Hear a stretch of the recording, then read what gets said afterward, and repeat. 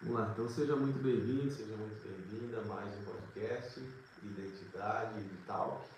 E nós estamos felizes com o Senhor, com aquilo que tem acontecido, com o que o Senhor tem feito.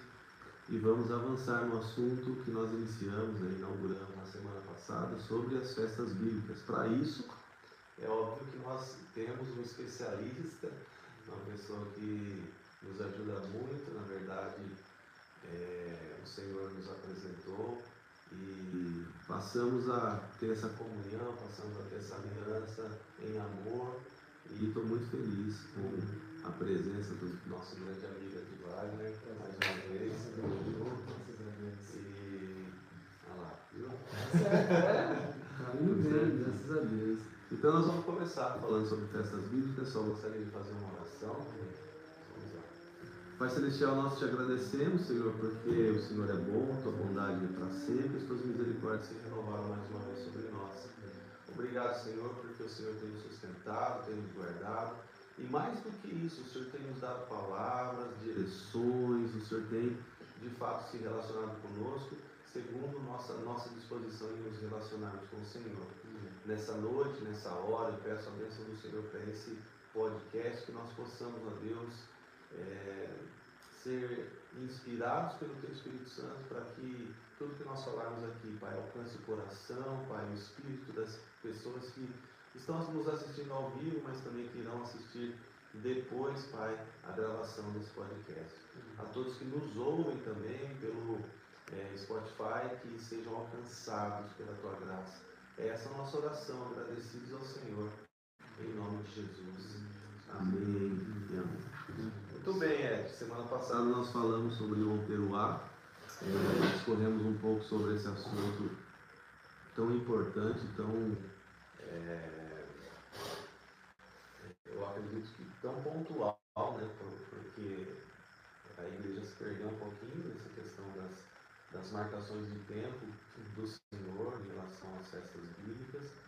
E agora nós queremos, na direção do Senhor, retomar tudo isso e rever, trazer de volta, né, essa essência do Evangelho do Senhor. E estamos, posso falar assim? Estamos em Yom Kippur. Estamos quase, né? Quase. Estamos no processo de chegar em Yom Kippur, como a gente comentou no podcast passado. Nós começamos na semana passada aquele processo da Festa das Trombetas, né? Sim. Que duraria 10 dias até finalizar em Yom Kippur, que é de quarta-feira à noite, ao escurecer, até a quinta-feira ao escurecer. Né? Então, só um parênteses aqui.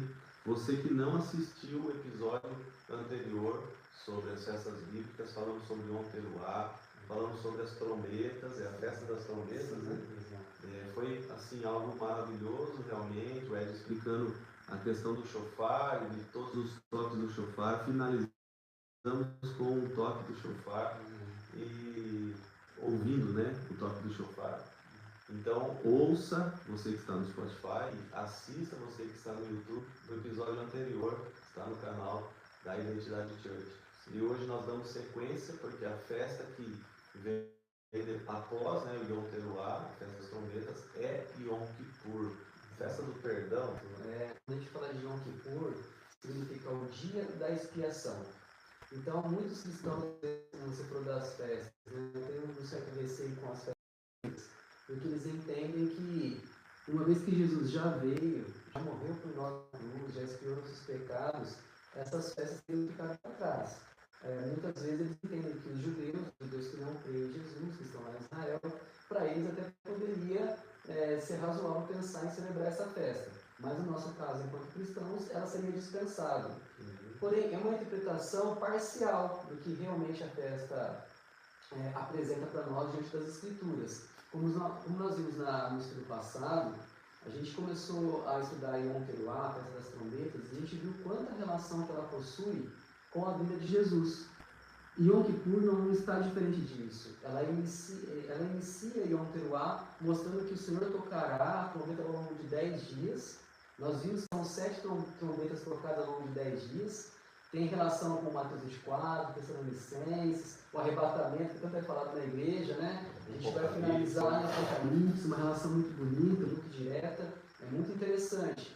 E hoje, com o Yom Kippur, nós conseguimos entender o porquê que começou na trombeta esse alerta de Deus para o povo dele. Isso inclui judeus e gentios, porque nós sabemos pela palavra que aqueles que creem em Jesus Cristo, não existe diferença entre judeu e gentio, nós somos um só povo em Cristo, né?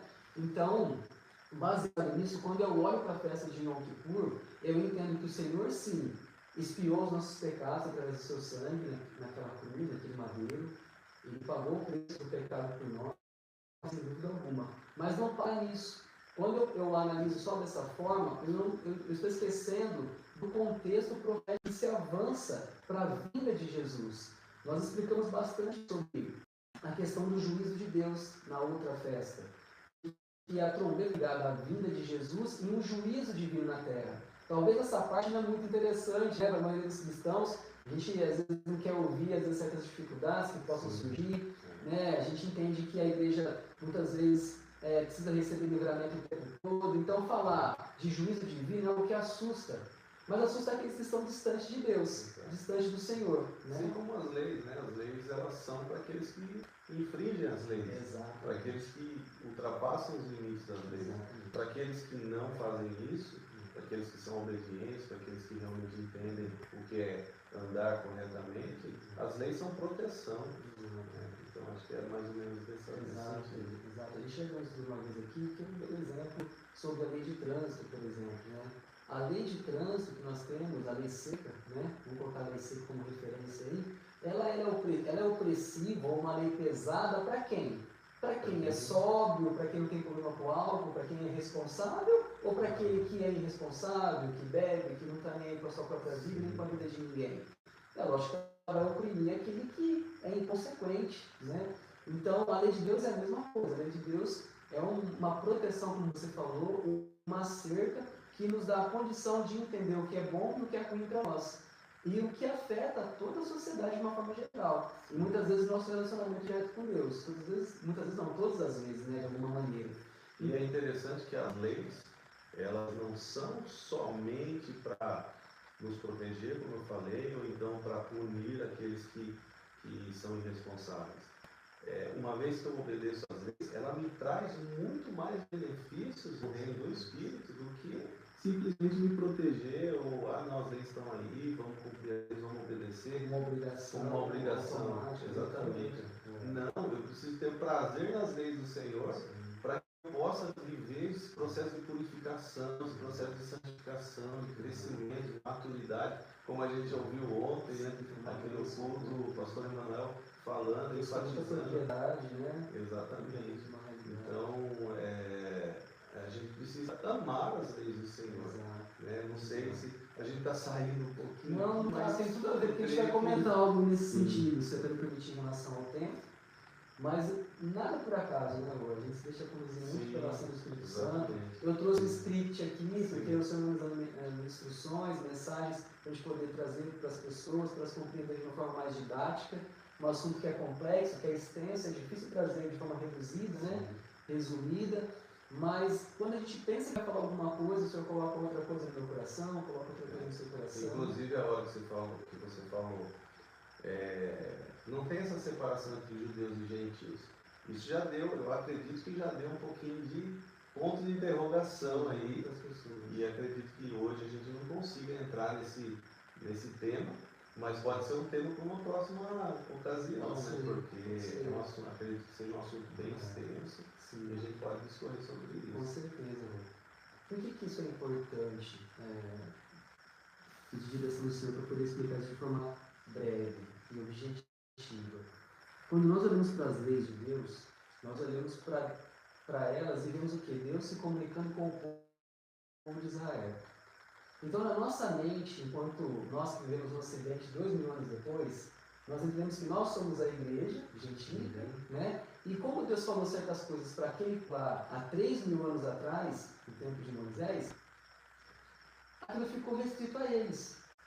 Então, nós vamos ver Deus falando sobre as leis, mostrando que aquele povo deveria justamente viver a prática daquelas leis em forma de amor. Era uma obediência amorosa, reconhecendo que o Senhor estava entregando uma instrução na mão deles, que era o quê? Para preservar a vida deles. Tanto é que ele fala, aqueles que obedecerem os mandamentos terão bênçãos.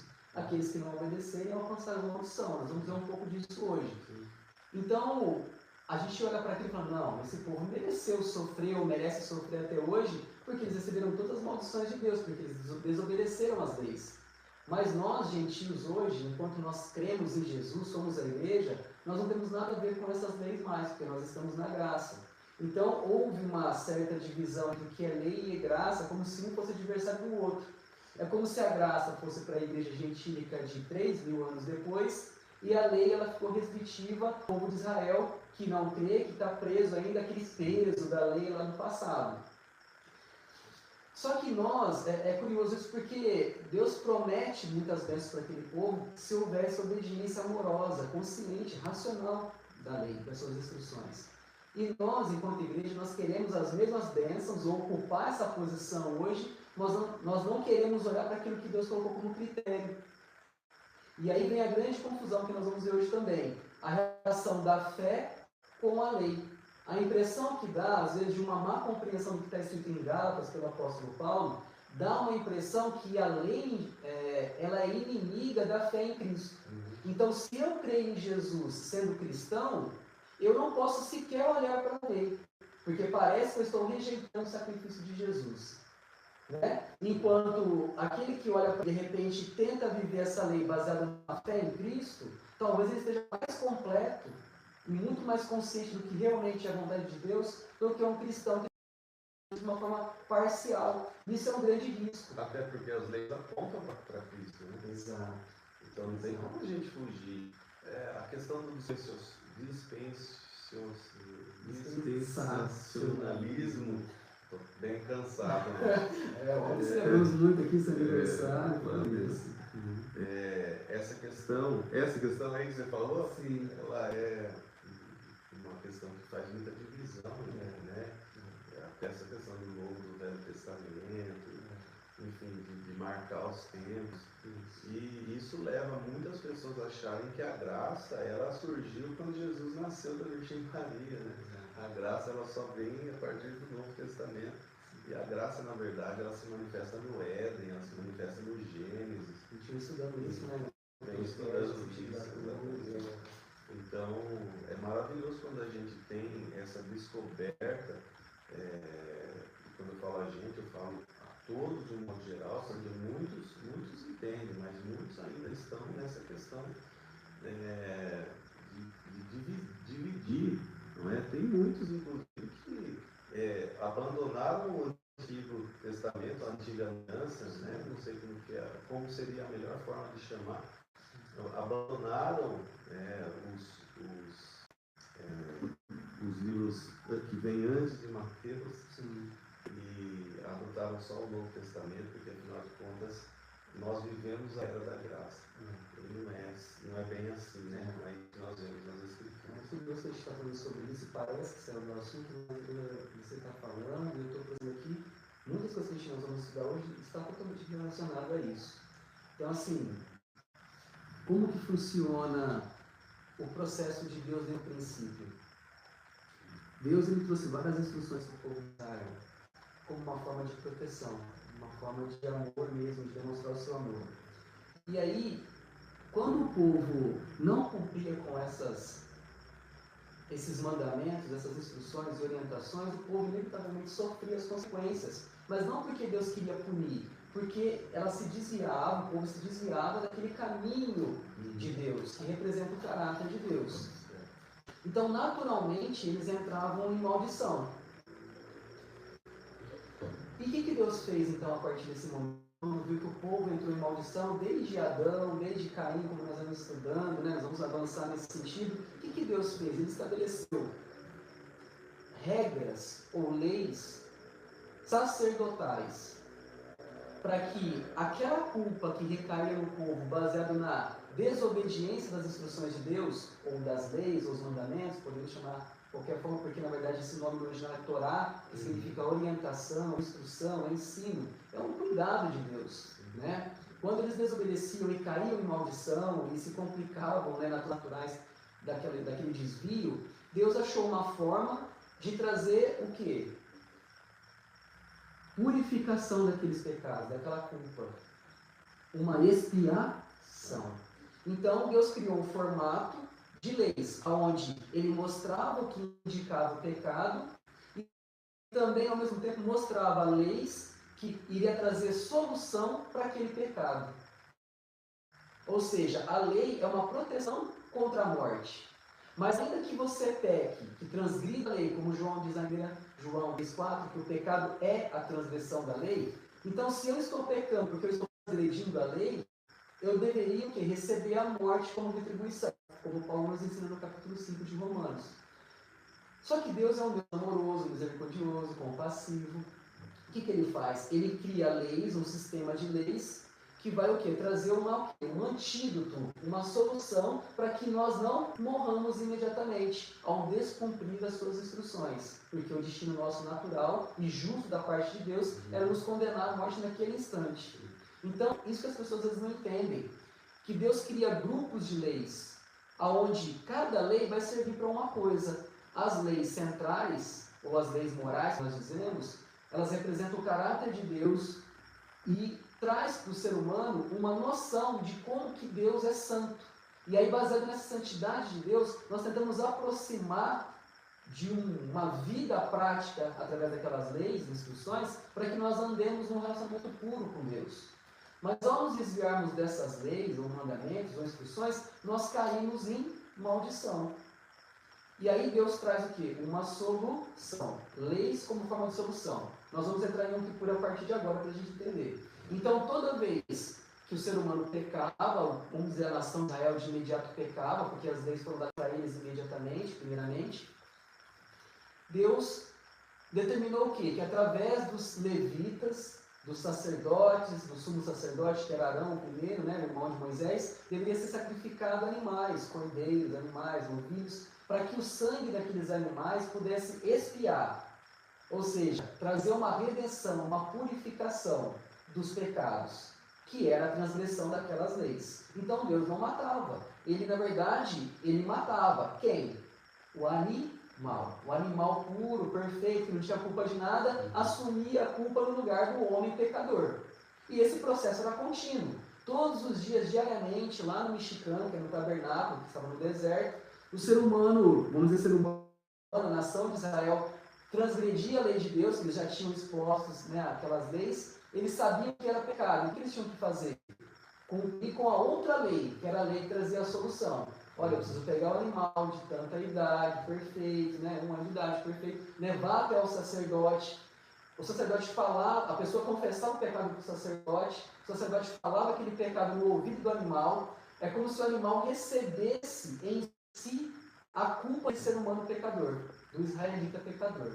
Então, esse processo, chamado capará, já era uma forma de expiação de pecado, expiação do mal, substituía a culpa do transgressor e as consequências da morte. Ele pagava o preço. O sangue dele, ao ser derramado, com a hora que imolava o pescoço dele, pagava o preço daquele pecador. Porque quem deveria derramar o sangue era o homem, o ser humano pecador. Então, esse era o processo de expiação no Antigo Testamento. Tudo isso era o quê? A lei apontando o pecado, e ao se praticar o pecado, ou a transgressão da lei, existia outra lei sacerdotal, levítica, que vinha como solução para sacrificar os animais e o sangue derramado daquele animal cobrir a culpa do pecador. Então, Deus dá uma regra em Levítico 17:11, que ele fala que no sangue está a vida, e Deus teria dado o sangue como forma de expiação das nossas culpas, dos nossos pecados. Então ele estabelece uma regra, um padrão, e ele coloca esses animais sem culpa, inocentes, para poder pagar o preço do pecador. Tudo isso já era um processo de graça. Como você falou da graça, quando nós vemos Jesus vindo e João tendo a visão de Jesus como Cordeiro de Deus, que vinha para tirar o pecado, ele está fazendo uma relação com os sacrifícios do Antigo Testamento, lá no livro de Levítico, onde Deus estabelece essas regras dos sacrifícios de animais para poder contrapor ou substituir a morte do pecador. Então, no final, no verso 16 do capítulo 1 de João, João nos alerta o seguinte, que em Jesus nós recebemos paz e graça sobre graça. O que ele quer dizer? Ele está relacionando Jesus com o cordeiro que era imolado lá, no Antigo Testamento, vamos falar assim, mas ele fala assim, ó, em Jesus existe graça, plenitude, graça sobre graça. E, quer dizer, já existia uma graça lá, uma forma de escape da morte, só que agora se tornou mais pleno, absoluto, através do sangue de Cristo. E isso acontecia diariamente, Rô. Diariamente acontecia o sacrifício de animais. Mas uma vez por ano existia um sacrifício que era justamente no dia de Yom Kippur. Era um ano em que o sumo sacerdote entrava no lugar santíssimo. Nós estudamos aqui no ano passado, né, a disposição do tabernáculo, do mexicano, do lugar santo, né, do átrio, aquela parte de fora, o lugar santo, e o lugar santíssimo, o santo dos santos, aonde ficava a arca da aliança, tudo. Pois bem, no dia de Yom Kippur era o único dia que ele poderia entrar nesse local. Um dia sagrado. Tanto é que para os judeus, a celebração de Yom Kippur, vamos falar assim, é o dia mais sagrado do ano para eles. Por isso que existe uma preparação desde o mês anterior, que é o mês de Elu, até chegar nesse mês, que é o mês de Tirei, que tem essas 3 sequências de festas. Festa das trombetas, que é Yom Teruah, a festa de Yom Kippur agora, de quarta para quinta. Depois, no dia 15 de Tirei, tem a festa de tabernáculos. Nós que cremos na palavra do Senhor e entendemos um pouco mais além do que muitos judeus, que estão presos muitas vezes só no Antigo Testamento, por ainda não acreditar em Jesus como Messias, nós entendemos que todas essas festas têm relação direta com Jesus. Tanto no sacrifício que ele realizou por nós, para expiar nossos pecados, mas também, agora vem a outra parte, num critério de juízo que acontecerá. Como eu falei, que muitas vezes é difícil de falar, porque nós não temos muito essa visão daquilo que Deus ainda terá para cumprir, né, no futuro. Então, as festas apontam para essa direção. Olhar para Yom Kippur olhando apenas para a expiação, faz com que eu possa pensar que Yom Kippur já passou, eu não preciso viver lá mais. E eu esqueço da segunda parte, que é esse mesmo Cristo que foi imolado como um cordeiro, ele voltará um dia como um leão, diferente, para reinar. Por isso que eu vim com essa camisa hoje aqui, né? Jesus, Rei dos Reis. Quando ele voltar, ele não vai voltar como um cordeiro, mas sim como um leão da tribo de Judá, o Rei dos Reis. E ele vai estabelecer um julgamento. Nós vamos ver isso hoje, se Deus quiser. Tá? Então esse dia da expiação, né, esse dia em que o sacerdote dá para entrar no lugar santíssimo, é o dia em que Ana ia, né, festejar Yom Kippur, né, juntamente com seu filho Samuel, que tinha sido deixado e consagrado ao Senhor, juntamente com o profeta ali, quando você falava, o Senhor foi trazendo essa história, essa fala, né, essa passagem bíblica sobre Ana, que entregou seu filho, o seu filho da promessa, o seu único filho, toda uma relação com a entrega do seu único filho, né, na cruz do Calvário. Então é muito forte, se a gente for realmente pensar, é interessante a gente enxergar Yom Kippur não de um prisma que nos leva a pensar Yom Kippur, essa palavra em hebraico, a festa judaica, o povo de Israel, o que nós temos a ver com isso? Mas quando você traz isso, explicando tudo a partir de Cristo, a partir da cruz, a partir daquilo que Jesus fez, a partir do cordeiro que morreu, mas que voltará como um leão, muda totalmente, porque a gente deixa de olhar como uma questão religiosa e a gente passa a olhar como uma questão profundamente espiritual, que tem tudo a ver com a nossa vida em Cristo. Então, é esse olhar, né, esse ajuste de visão que a gente precisa ter, porque, como nós falamos no começo, a igreja brasileira perdeu essa relação com a originalidade da palavra, com realmente os tempos que são marcados por Deus através das festas bíblicas, e como você falou, todas elas têm relação com Jesus, todas elas apontam para Jesus. A centralidade da palavra é o próprio Cristo, então a gente nós não podemos negligenciar algo tão importante para as nossas vidas. Você estava falando, isso vai me no meu coração, não é do que eu ia dizer, mas eu sinto que eu preciso falar por que a gente tem que dizer certas coisas que a gente às vezes não espera dizer? Tudo isso que você foi construindo agora é muito importante, porque às vezes a gente está enxergando a palavra de Deus, a Bíblia, o Novo Testamento especialmente, vou ter que dizer isso aqui, com os óculos romanos, que foram introduzidos em nós séculos e séculos passaram. E aí, muitas coisas que estão escritas aqui foi chegando para nós, enquanto ocidentais, vamos falar de gentios, porque a minha concepção de gentil é um pouco diferente, da maneira que eles queriam que nós enxergássemos a palavra. Então, muitas vezes, para poder alterar o texto bíblico, não é necessário que nós mudemos o que está escrito. Basta nós mudarmos a concepção da interpretação do que está escrito. Tirar de contexto o contexto histórico, cultural, temporal. Entende? As relações entre tudo que existe do antigo, vamos falar assim, da primeira aliança, com essa aliança que foi renovada aqui, que nós chamamos de Antigo e Novo Testamento, como você fez. Eu falando aqui, de uma maneira geral, e Deus transmitindo no seu coração. Trouxe Samuel como uma relação direta com Cristo. E tem todos os personagens da Bíblia, lá de trás, os patriarcas, os profetas, todos eles vão ter uma condição de conexão com o Messias. Então, a Torá, a lei, aponta para Jesus e as profecias também apontam para Cristo. Como eu falei no outro estudo, na semana passada, eu falei que o termo festa que nós dizemos, porque está traduzido assim, na verdade a palavra escrita ali é moedim no original, que significa tempo determinado, estações previstas por Deus. É um momento que Deus determinou porque tem uma relação direta com Cristo. Lá atrás era uma figura aonde vai se tornando real cada vez mais próxima da realidade que vai se cumprindo ao longo do tempo. Ela é progressiva.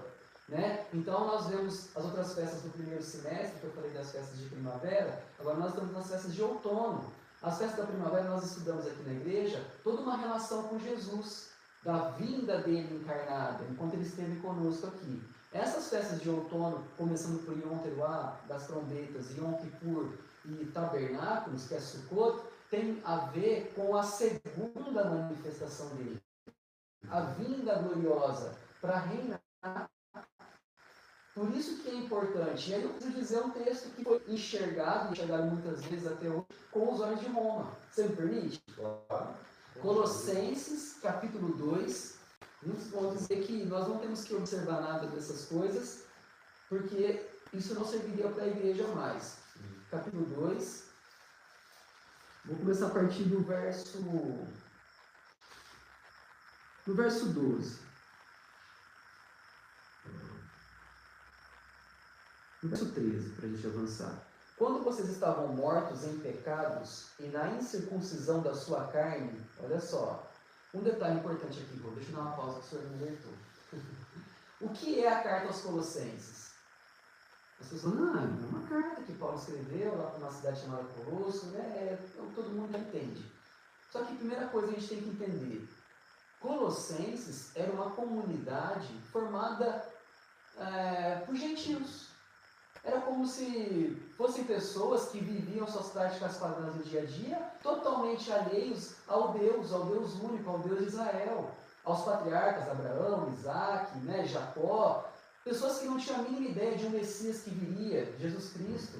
Eles viviam costumes pagãos, adorando várias divindades, tendo maus hábitos de tudo que você possa imaginar, totalmente alheios à palavra de Deus. Até então, quem eram os portadores da verdade, da palavra de Deus? Justamente o povo de Israel, que recebeu as leis, as instruções de Deus. Aquilo era o guia, o manual de instrução de vida para eles. Enquanto os pagãos ou gentios, estrangeiros, a maioria não tinha a mínima ideia daquilo. Então eles viviam segundo aquilo que eles haviam aprendido desde criança.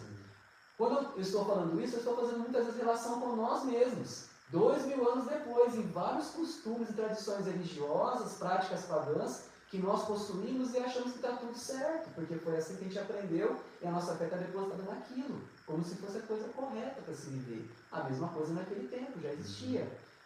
Eles não tinham uma referência direta do que era certo ou errado aos olhos da palavra de Deus. Baseado nisso, sabendo que Colossenses, os colossos ali, da cidade de Colosso, eram gentios, pagãos, Paulo começa a escrever para eles. Nós temos poucas informações históricas acerca da carta de Colossenses de maneira mais precisa, mas A maioria dos estudiosos entendem que Paulo não teve um contato direto com essa cidade, com essa comunidade, ou chamada igreja, mas era uma cidade, uma comunidade. A gente vê no capítulo 1, no verso 7, que ele escreve para Epáfro. Então dá a entender que esse Epáfro era um discípulo de Paulo, que conviveu, passou a conviver com aquela comunidade ali e começou a trazer a palavra de Deus para eles, ensiná-los, segundo as instruções que ele já havia recebido de Paulo. E aí, baseado nisso, Paulo escreve a carta depois, como ele sempre fazia, ele estava preso quando ele escreveu essa carta aqui para a igreja de Colosso, a comunidade de Colosso. Quem recebe é Epáfro e ele começa a retransmitir para a comunidade. Então, com esse olhar, eu começo a enxergar de que maneira isso? Paulo escrevendo para as pessoas que não conheciam o Deus de Israel, não conheciam as Escrituras até então, mas eles estavam sendo discipulados por um discípulo de Paulo, ou diretamente pelo próprio Paulo, vamos chamar assim. Então a gente vai continuar agora a entender melhor. Quando vocês estavam mortos em pecados e na incircuncisão da sua carne, nós sabemos que os gentios eram chamados de incircuncisos, né? E os judeus circuncisos. Deus os vivificou com Cristo. Então Cristo como parâmetro de vivificação, de trazer vida. Ele nos perdoou todas as transgressões. Transgressões do quê? Lembra que João fala que o pecado é a transgressão da lei. Então, perdoou todas as transgressões, ou seja, perdoou os seus pecados. E cancelou a escrita de dívida. Cancelou a escrita, singular feminino, a escrita de dívida, que consistia em ordenanças e que nos era contrária. Ou seja, existiam ordenanças da parte de Deus. Se você, como nós explicamos no início, olha como tem toda a relação, descumprisse aquelas ordenanças, aqueles mandamentos, as instruções, você se tornava um transgressor, digno de morte. E aí, Cristo vem e ele faz o quê? Ele cancela esse escrito de dívida. Nós tínhamos uma dívida e ele cancela. De que maneira que ele cancela esse escrito de dívida? Ele coloca aqui, ó. Ele, Jesus, a removeu, no singular. Ele removeu o que então? A escrita de dívida, que era contra nós. Ou seja, os pecados. Detalhe, lembra que Deus escreveu para o povo de Israel lá? Mas a lei servia só para eles, o pecado era só para eles, a culpa era só deles, a expiação era só para eles. Paulo está escrevendo aqui para gentios, pagãos, uma cidade de Colosso, que hoje fica na região da Turquia, né? Naquele tempo era conhecido como a Ásia Menor, e ele está falando justamente da mesma coisa. Olha, Jesus veio e ele pregou na cruz aquele escrito de dívida, das transgressões que eram contra nós. Porque foram o quê? Aconteceram transgressões contra as ordenanças de Deus, o pecado em si, né? E aí ele continua, ele fala assim, ó, ele a removeu pregando na cruz e tendo despojado os poderes e as autoridades, fez deles um espetáculo público, triunfando sobre eles na cruz, falando de Satanás e todas as hostes malignas, né? Aí começa a parte principal agora que tem tanta confusão, verso 16.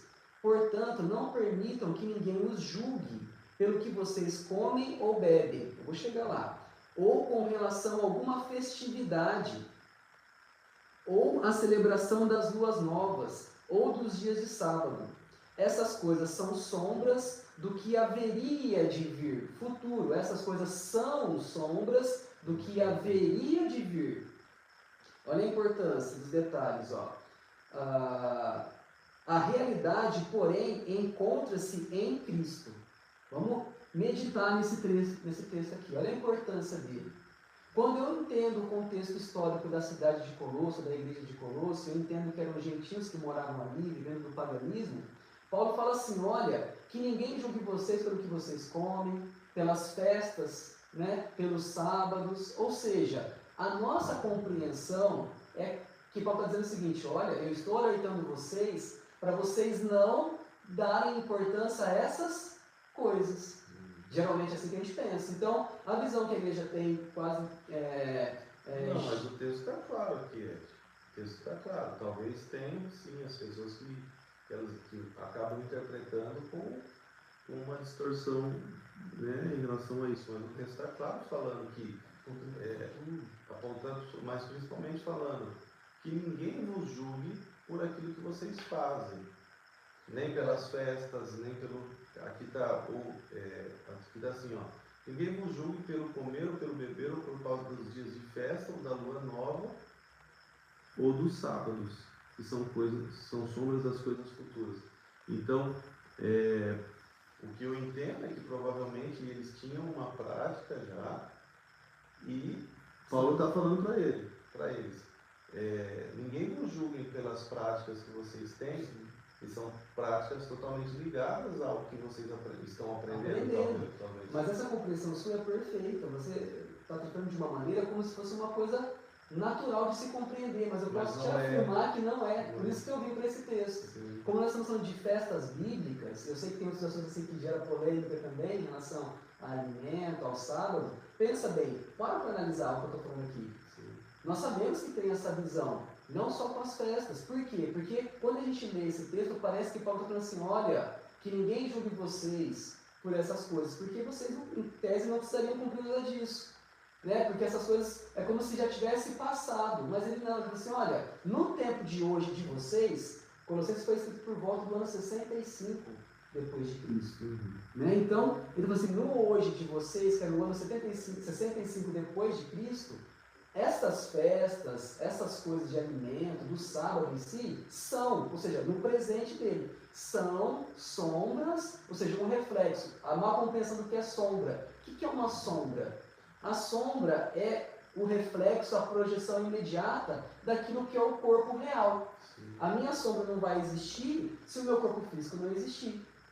Entende? Então a sombra só é projetada diante de uma realidade que? Concreta. Se a realidade concreta não existe, a sombra também não existe. Exato.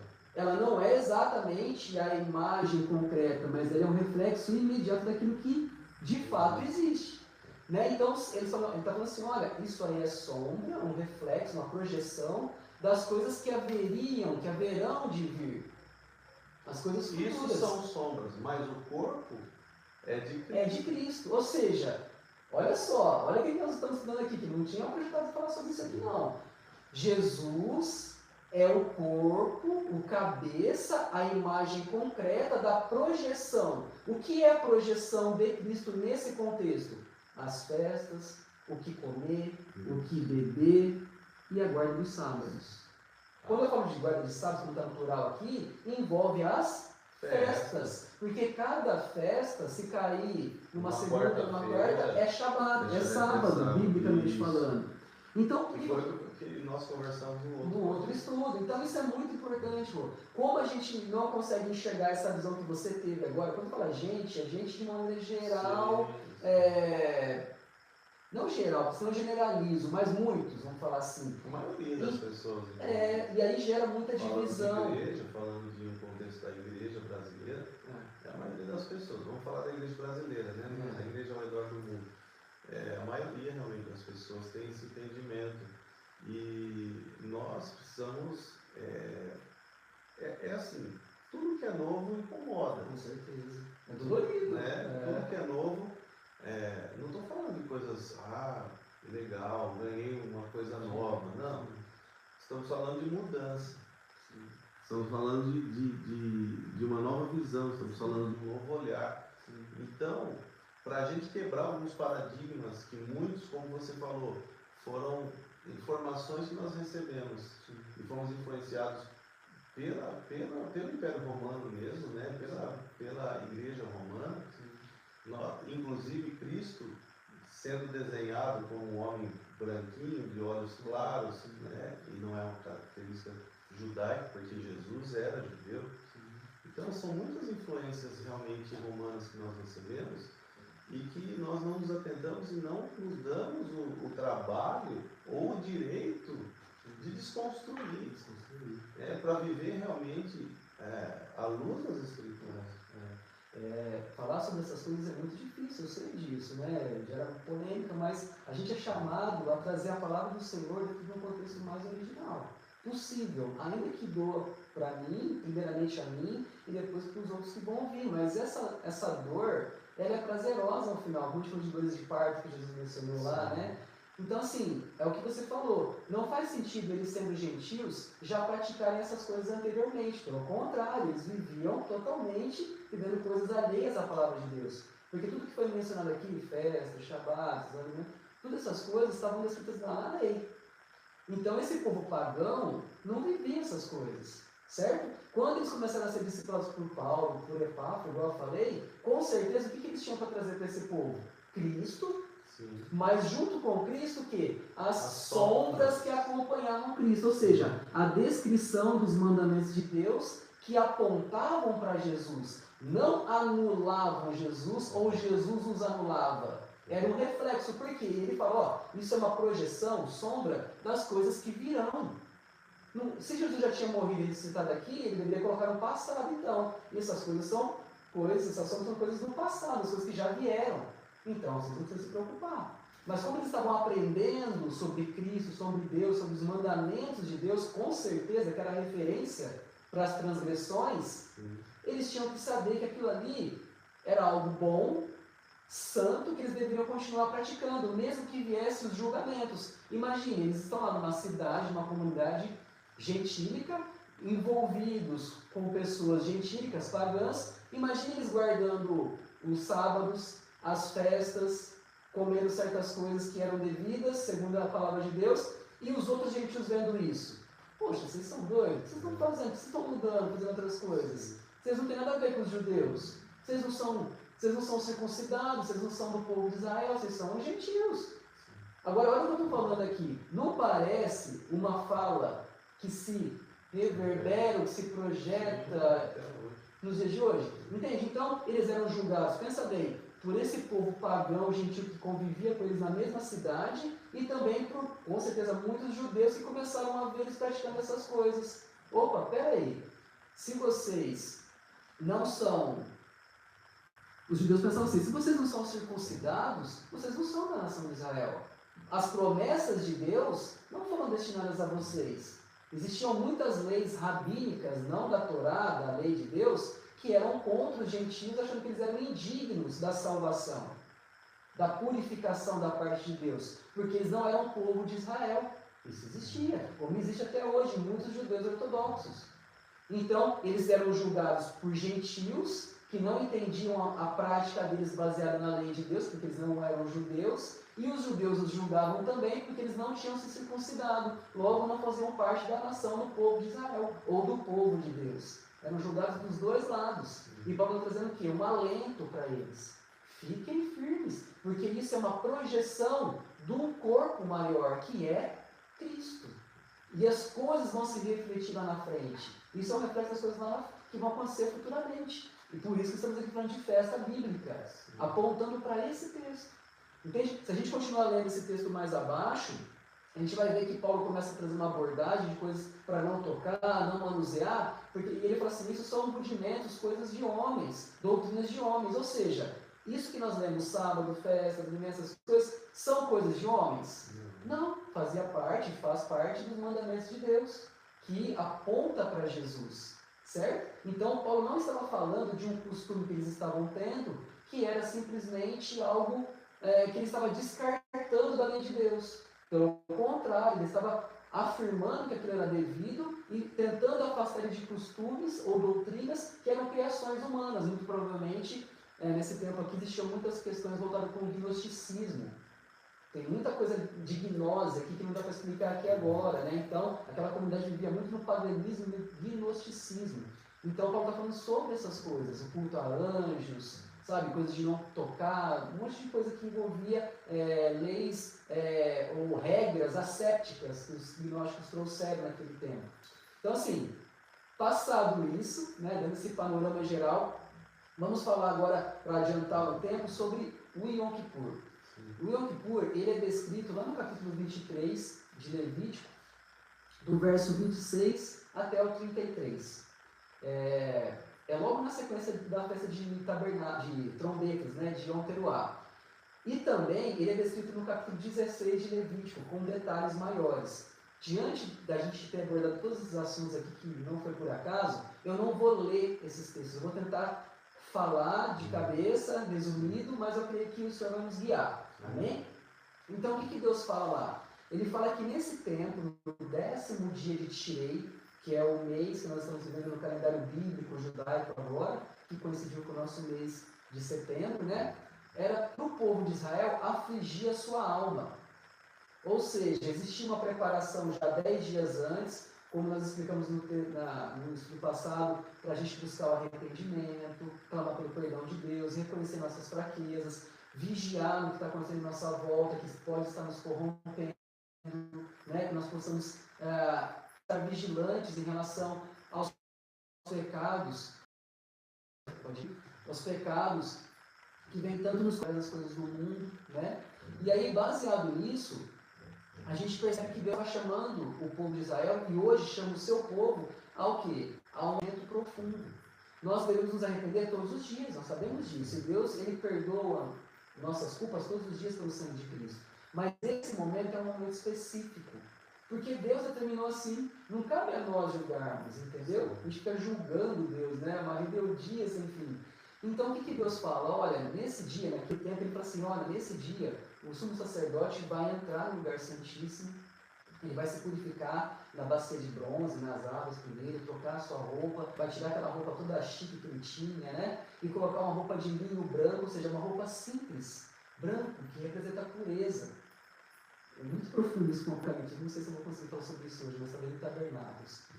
E ele ingressava no lugar santíssimo, ele se purificava, se consagrava, porque se ele entrasse naquele lugar impuro, com o coração preso ao pecado, à falta de perdão, ele poderia morrer diante da santidade de Deus. Né? E quando ele entrasse ali, ele ia fazer aspersão pelos pecados dele, da família dele, aspersão com sangue, ou seja, aspergir diante do altar.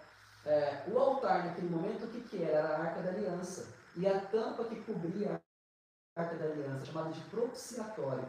Nós vamos ver um texto onde Paulo fala que Jesus, ele é a nossa propiciação. Isso está lá em 1 João. Eu vou ler daqui a pouco porque é importante. Então, ele está fazendo uma relação entre Jesus e a tampa do propiciatório que cobria a arca. Então, o sangue dos animais que eram sacrificados naquele dia eram aspergidos sobre aquela tampa. Certo?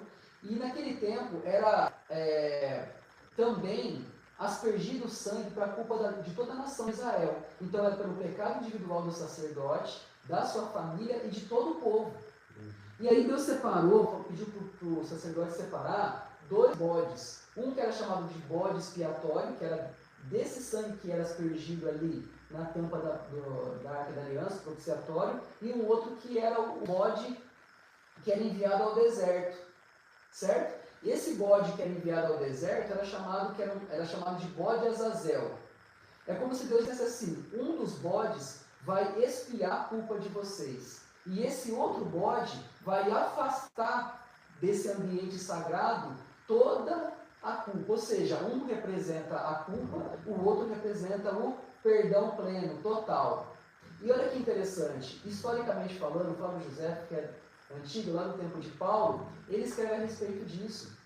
Ele fala que depois do ano 30, que foi mais ou menos o ano que Jesus foi sacrificado, porque tem uma diferença de ano, né, entre o ano 33 e o ano 30, o ano 0, é meio complexo, isso eu não vou falar isso aqui agora. Mas ele fala no livro dele, sobre os Hebreus, que do ano 30 até o ano 70, que foi o ano que o templo foi destruído em Israel, aconteceu algo extraordinário, sobrenatural. Por quê? No chifre desse bode que era enviado, é chamado de bode emissário, que era enviado para o deserto, era amarrado uma fita vermelha no chifre dele. E lá no tabernáculo, enquanto no deserto, depois no templo, já lá dentro de Jerusalém, era amarrado uma fita na entrada do templo, no portão de entrada do átrio, do templo ou do tabernáculo. Fita vermelha. Quando esse bode emissário era levado para fora de Israel, do deserto, lá no meio do deserto, depois de um tempo, aquela fita vermelha que estava presa lá no portão de entrada do templo, ou do tabernáculo, ela ficava branca. Então, o que isso mostrava? Que a fita vermelha representava o sangue que foi derramado ali pela culpa dos pecados do sacerdote, da família dele, de toda a nação de Israel. Quando aquela fita ficava branca, era uma demonstração que aqueles pecados tinham sido perdoados. Existia o quê? O perdão, a purificação. Deus limpou, lavou tudo aquilo. E Flávio José narra que do ano 30, que foi o ano que Jesus foi morto, sacrificado pelas nossas culpas, até o ano 70, que foi o ano que foi destruído o templo em Jerusalém, essa fita jamais ficou branca novamente. Essa é uma informação histórica.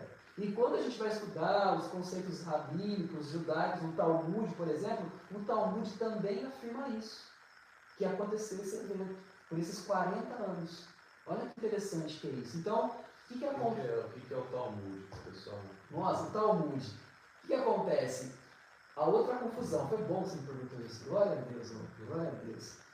Uma confusão muito grande que existe. Quando nós lemos os evangelhos, nós vemos Jesus repreendendo o tempo todo os fariseus, os saduceus, os escribas, a maioria das vezes os fariseus. Às vezes a abordagem que Jesus dá ali, dá a entender para nós, gentios de 2000 anos depois, que Jesus está repreendendo algo que eles estão falando ou fazendo contra a lei de Deus. Jesus está sendo contra a lei. Vocês estão fazendo isso, vocês estão... Como se Jesus estivesse repreendendo eles por guardarem a lei. Como se Jesus fosse contra os mandamentos. Porém, já naquele tempo existiam várias regras religiosas, rabínicas, que foram desenvolvidas pelo Sinédrio, que era o sistema religioso judaico daquela época, formado pelos saduceus e pelos fariseus. Então, o que acontece? Essas regras que eles criaram, regras religiosas, eram interpretações que eles desenvolveram olhando para a lei de Deus.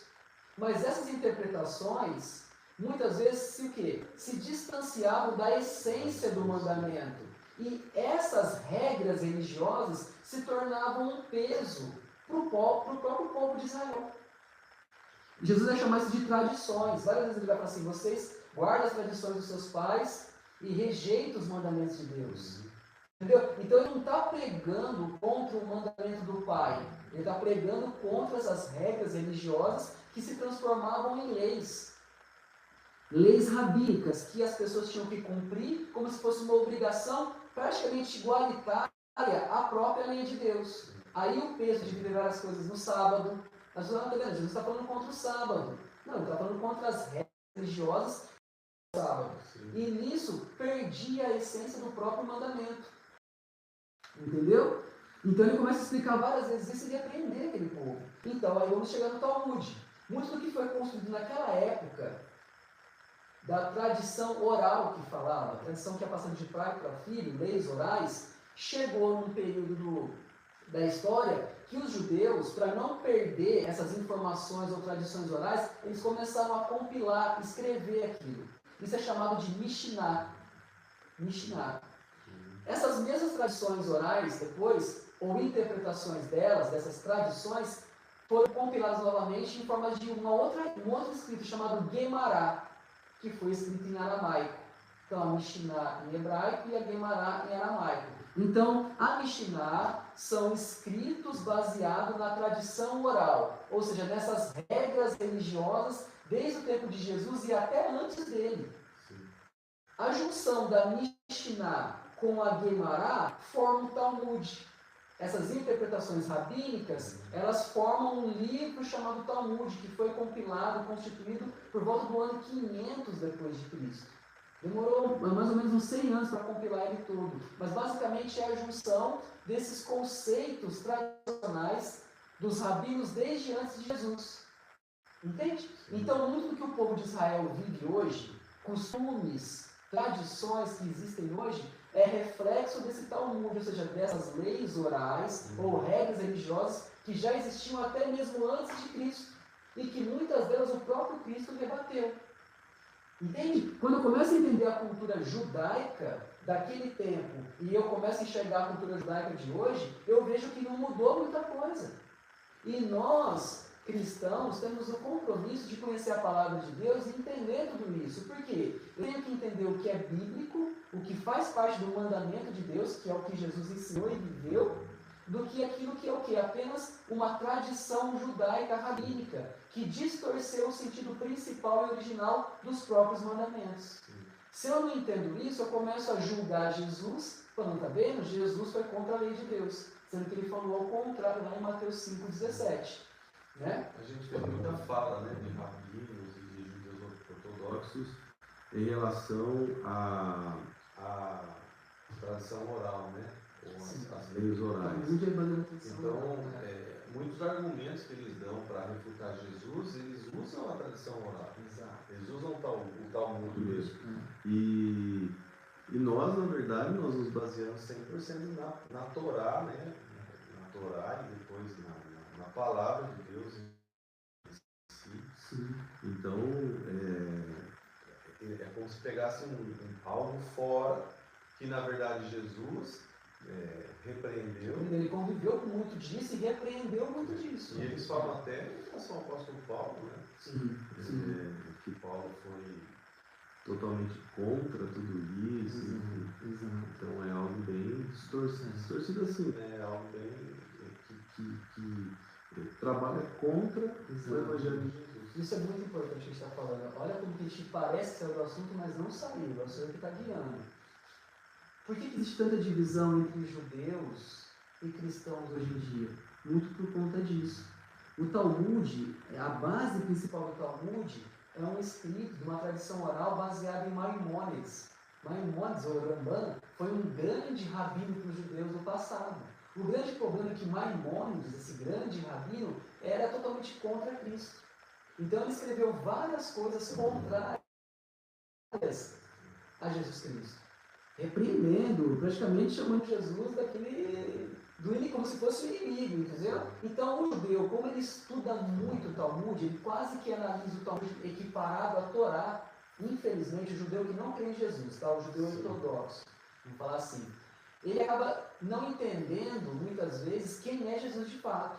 Então, baseado nesse preconceito que o Talmud já trouxe no próprio Cristo, os judeus não querem muitas vezes nem estudar o Novo Testamento. Porque na mente deles, o Novo Testamento é uma criação meramente da igreja cristã.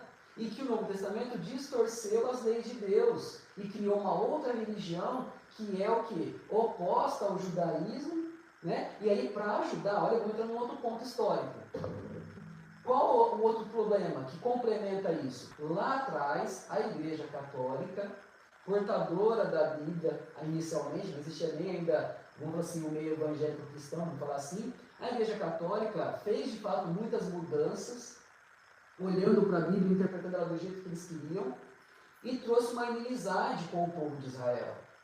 Então, o que acontece? Eles perseguiram muitos judeus, mataram muitos judeus, em nome de quem? Do próprio Cristo.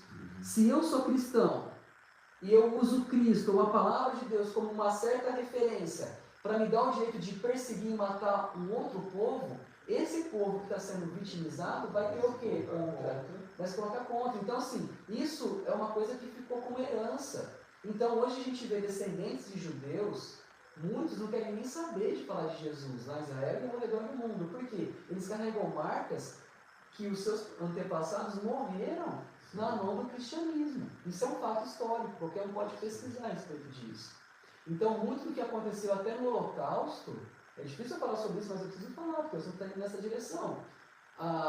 Foi promovido pelo meio cristão. Se você pesquisar, a Igreja Católica, ela não repreendia as atitudes de Hitler. Entendeu? Pelo contrário. Porque na visão da Igreja cristã, os judeus mereciam passar por aquilo. Por quê? Igreja Católica. Por quê? Porque é o povo que matou Jesus. Então eles mereciam pagar o preço de perseguições e mortes de tudo que aconteceu.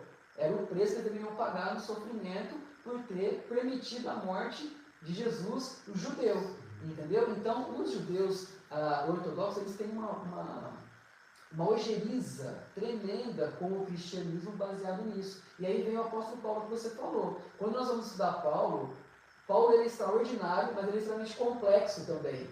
Muitas coisas que ele escreveu, ou que a tradução trouxe, ou que a interpretação deu margem para a gente compreender, parece que ele está, de fato, falando contra a lei de Deus. Em contrapartida, ele prega uma fé para os gentios, como se essa fé fosse capaz de dispensar uma observância do mandamento. E eu trouxe textos sobre isso hoje para a gente poder estudar. Olha só como que é. Então, o que acontece? Baseado nesse conceito, o judeu olha para Jesus, que foi o alvo da razão da perseguição deles pelo aquele cristianismo lá, antigo, primitivo, com a Igreja Católica, e ele olha para o apóstolo Paulo e fala, não, esse Paulo é um traidor. Apesar de ser um judeu, ele falou contra a Torá. E aí surgiu uma nova religião, e essa nova religião foi quem perseguiu a gente. Em nome desse Deus distorcido, em nome desse Jesus distorcido, que falou contra a própria lei, que rege a nossa vida. As leis que trouxe tantas promessas para Abraão, como que eles falam que eles são filhos de Abraão, sendo que as leis dadas ao povo de Israel, eles desconsideram, em nome desse Messias que eles criaram. Que você falou, o Jesus lá, que parece que não é judeu, com os olhos azuis, com uma visão totalmente diferente do que as Escrituras dizem muitas vezes, tentando aparentemente cancelar a lei de Deus, mas não é isso que está na Bíblia. Entende? Então, assim, isso é muito importante, porque Jesus não tem tempo de falar sobre isso. A gente acaba estudando essas coisas porque quando eu comecei a estudar o hebraico, inevitavelmente você tem que estudar a cultura judaica. E aí eu comecei a entender um monte de coisa que eu não entendia nas cartas de Paulo, e foi onde eu fui me aprofundando cada vez mais, para tentar compreender esse mistério dessas divisões que existem, historicamente falando. Então, baseado nisso, vamos ler um texto então, para aproveitar o que a gente está falando aqui. Vamos para 1 João, capítulo 2.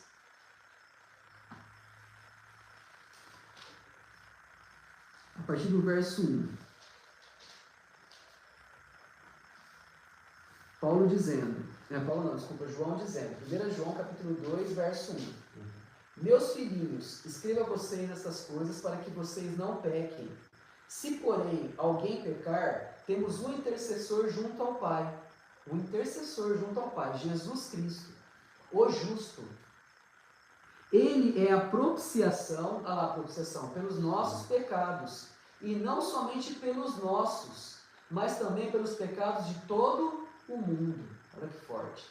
Sabemos que o conhecemos se obedecemos aos seus mandamentos. Aquele que diz, eu o conheço, mas não obedece aos seus mandamentos, é mentiroso. Olha que forte. E a verdade não está nele. Mas se alguém obedece à sua palavra, nele verdadeiramente o amor de Deus está aperfeiçoado. Desta forma sabemos que estamos nele. Aquele que afirma que permanece nele, deve andar como ele andou.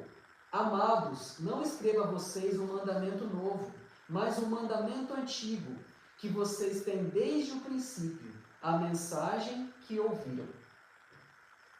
Então João está explicando, olha, se vocês dizem que creem nesse Jesus, que é a propiciação pelos nossos pecados, vocês devem o quê? Andar como ele andou. Ou seja, vocês devem guardar os seus mandamentos.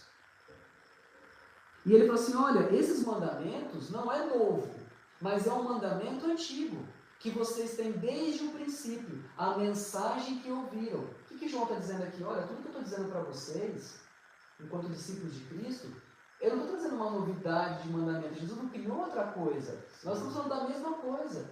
Esse Jesus que intercede por nós diante do Pai, né, como a própria propiciação que existia lá atrás, é o Jesus que viveu e que morreu por conta desses mandamentos. Agora eu vou ampliar um pouco mais. Vamos chegar onde a gente precisa. Tudo que a gente falou agora com o de Yom Kippur tem uma relação direta com Cristo. Cristo é o corpo real da sombra do que acontecia em Yom Kippur. Os bodes, os cordeiros que eu falei lá, que era morto, sacrificado pelo pecado da nação de Israel, pelo sumo sacerdote, era o quê? Uma figura do sangue de Cristo que ia ser derramado. Então, lembra que eu falei que existiam grupos de leis diferentes? Existia um grupo de lei que apontava o pecado. Ao pecador, era justo que ele sofresse a consequência da morte, por ter transgredido uma espécie de lei. A outra espécie de lei era qual? A lei que vinha e trazia uma solução para aquela culpa. As leis sacerdotais, que estava relacionada ao tabernáculo, ao Yom Kippur, ao templo, enfim, tudo que acontecia ali dentro. É um outro grupo de lei que vai trazer a solução ou a expiação dos nossos pecados. É muita graça, né? Muita graça. Muita graça, porque Deus ele estipula leis para punir, mas ao mesmo tempo ele estipula outro grupo de leis para absolver, né? Para deixar leve. Então é muita graça. Tudo isso é graça. E quando eu começo a entender essas coisas, eu tenho que entender quais são as leis que me conduzem à morte e quais são as leis que me conduzem à absolvição. Quem é Cristo? Ele faz parte das leis que conduzem à morte? Jesus está relacionado às leis que conduzem à morte? Não, porque Cristo é vida. Jesus está relacionado de maneira direta e imediata às leis que conduzem à absolvição, à expiação, ao perdão. Lógico que as leis que conduzem à morte estão indiretamente relacionadas a Jesus, porque elas servem como o quê? Uma proteção. A transgressão das leis que protegem faz com que o homem se torne transgressor e pecador, digno de morte. E aí a misericórdia de Deus entra e coloca o seu filho em ação, usando as leis que ele determinou desde Levítico, desde Yom Kippur, desde todo o sacrifício que era feito no tabernáculo. Entende? Sim. Então o que acontece? Quem é Jesus então em Yom Kippur? Vamos então para Hebreus capítulo 8. Vamos avançar aqui. Hebreus capítulo 8.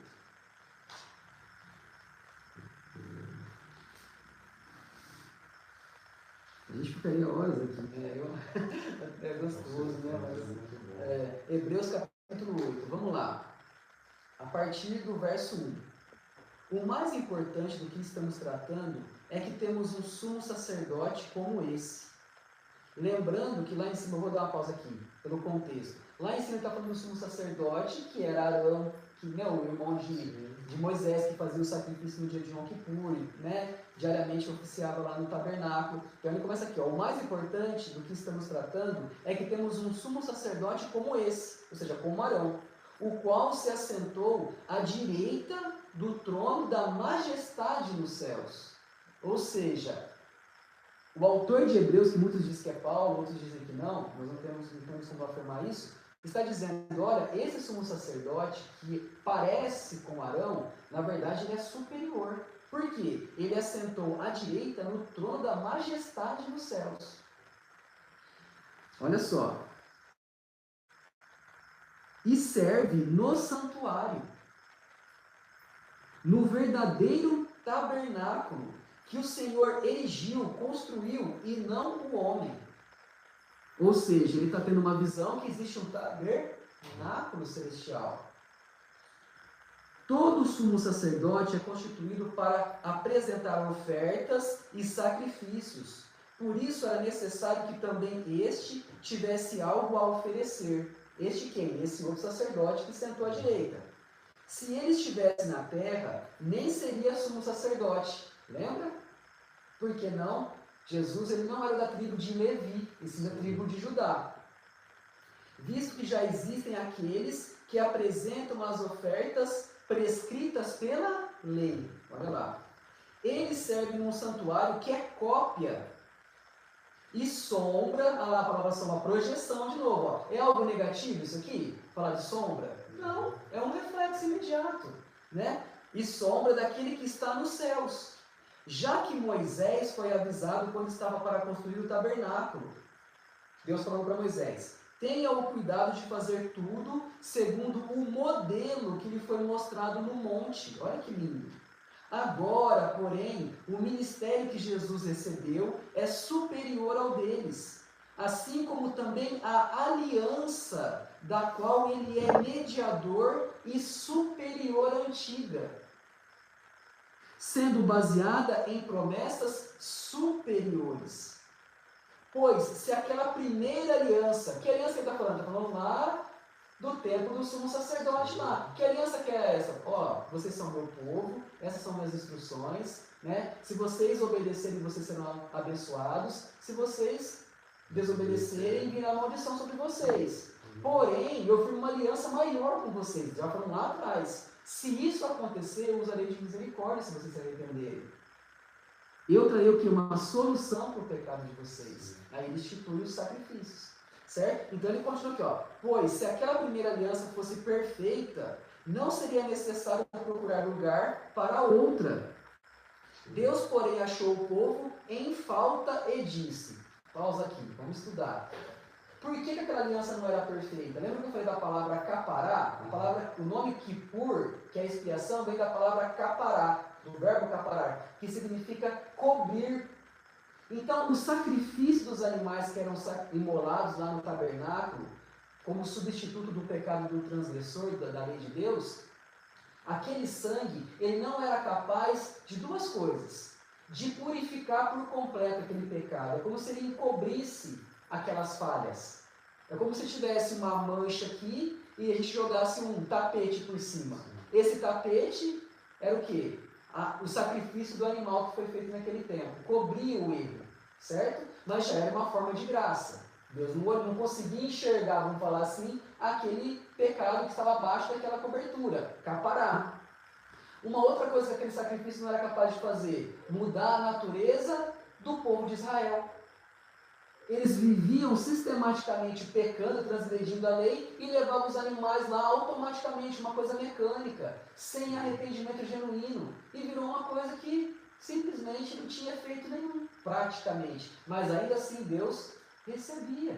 Olha que interessante isso. Então não mudava a natureza. A pessoa pecava e levava o animal lá, achava que aquilo ali era o máximo, estava tudo certo.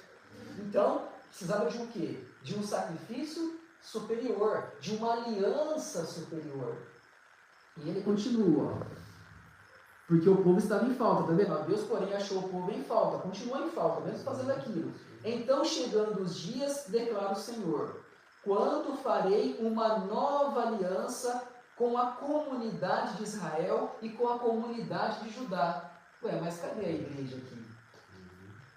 Não, a nova aliança pertence à igreja cristã, nós estamos na graça, na nova aliança, e os judeus estão na antiga ou na velha aliança. Ele fala, vou celebrar uma nova aliança com a casa de Israel e com a casa de Judá. Tem um contexto histórico aqui, né, da divisão das tribos, tudo, mas enfim, com o povo de Israel, está falando isso. Vamos chegar mais à frente, a gente vai entender. Não será como a aliança que fiz com seus antepassados, quando os tomei pela mão para tirá-los do Egito, visto que eles não permaneceram fiéis à minha aliança, e eu me afastei deles, diz o Senhor. Olha só, eles desobedeceram Deus, né? Esta é a aliança que farei com a comunidade de Israel, de novo, depois daqueles dias. Uma profecia, declara o Senhor: porei minhas leis em sua mente e as escreverei em seu coração. Serei o seu Deus e eles serão o meu povo. Ninguém mais ensinará ao seu próximo, nem o seu irmão, dizendo: conheço o Senhor, porque todos eles me conhecerão, desde o menor até o maior. Porque eu lhes perdoarei a maldade e não me lembrarei mais dos seus pecados. O autor de Hebreus está mencionando para a gente aqui, citando um trecho de Jeremias 31, do verso 31 para frente. Ou seja, biblicamente, o que o profeta anunciou lá atrás, o autor de Hebreus do Novo Testamento está mostrando para nós cristãos, o povo de Deus: olha, essa nova aliança não descarta eles lá. Sim. E também não despreza nós, desde que eu entenda o que ela significa. A aliança antiga, ela estava escrita ou baseada em leis escritas em pedras. Ela era exterior. Sim. Deus fala, olha, o povo se viu em pecado, se viu em maldade. O que ele fez? Achou em falta. O que ele fez para solucionar? Se vocês não são capazes de cumprir com as minhas leis, que é o que aponta o pecado, porque essas leis estão fora de vocês, olha a graça. Eu vou pegar essas leis, aquilo que existe de santo e sagrado nelas, e colocar elas dentro de vocês. Elas vão internalizar no coração, no sentimento, na essência de vocês, e vocês vão ter elas na sua mente, como se aquilo fosse algo natural. Ou seja, a natureza de Deus, que é expressa em forma de instruções, ou mandamentos, ou leis, para o ser humano se guiar nessa terra e se relacionar em perfeição com Deus. O que Deus faz com tudo isso? Ele não deixa mais para fora, ele coloca dentro. Se ele fala que a nova aliança é a lei dele dentro de nós, para que ele perdoe os nossos pecados e não veja mais maldade em nós, o que isso significa? Que ele desconsiderou a lei dele no Novo Testamento, ou na Nova, desprezou as próprias leis? É o inverso. É o inverso que muitas vezes nós pensamos. Está fazendo uma renovação, está fazendo uma reconfiguração no sentido de restaurar essas leis, de dar continuidade a elas. Exato. Só que de uma maneira muito mais superior. Naquilo que nós somos, no nosso braço, pela nossa força, lá veja escrito e fala, tá, é assim que Deus quer, quando a gente vai ver, a gente está pecando, transgredindo, errando. Então, o que Deus falou? Não, a minha nova aliança é diferente dessa primeira. Eu vou pegar tudo isso que você está vendo, lendo de forma externa, e vou colocar dentro de você. E aí você vai ter a condição de ter uma capacitação espiritual tão sobrenatural que você vai andar nas leis de forma natural. Aquilo que é sobrenatural se torna natural quando eu compreendo a graça de Deus. Então, o que é a graça sobre graça que esse João lá do primeiro capítulo diz, no capítulo 1, verso 16? Graça sobre graça, plenitude de graça sobre graça em Cristo. Através do sacrifício de Jesus, através do sangue dele, como ele disse lá na ceia, né? Na peça, na Páscoa, como nós estudamos, ele fala que aquele sangue dele era o sangue da nova e eterna aliança.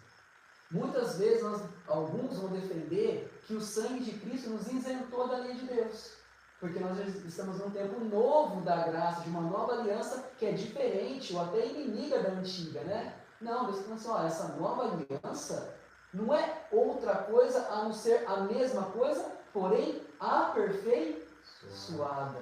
Aquilo que era fora está dentro. Se eu vou para Ezequiel 36, 26, ele vai falar a mesma coisa que está escrito aqui, mas ele dá um adendo. Ele fala, olha, essas leis vão ser colocadas em vocês através do meu Santo Espírito. Então, quem é que faz o papel de introduzir ou internalizar dentro de nós, incutir na nossa natureza, a própria lei sagrada e divina de Deus, que representa o próprio Deus, a santidade dele? O Espírito Santo. Por isso que Paulo vai falar lá em Romanos,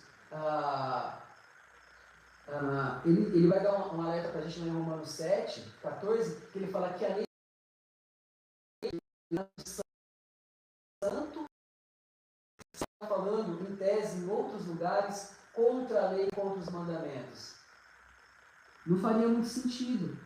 Entende? Então, por isso que a gente, às vezes, lê algumas coisas com um viés, que eu falo, já distorcido daquilo que a gente deveria compreender enquanto lei de Deus.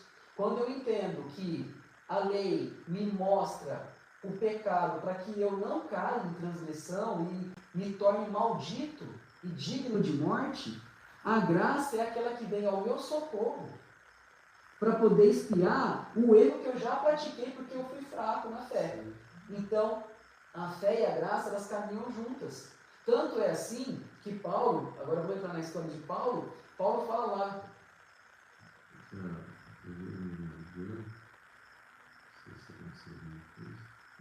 Foi rápido, já parou, né?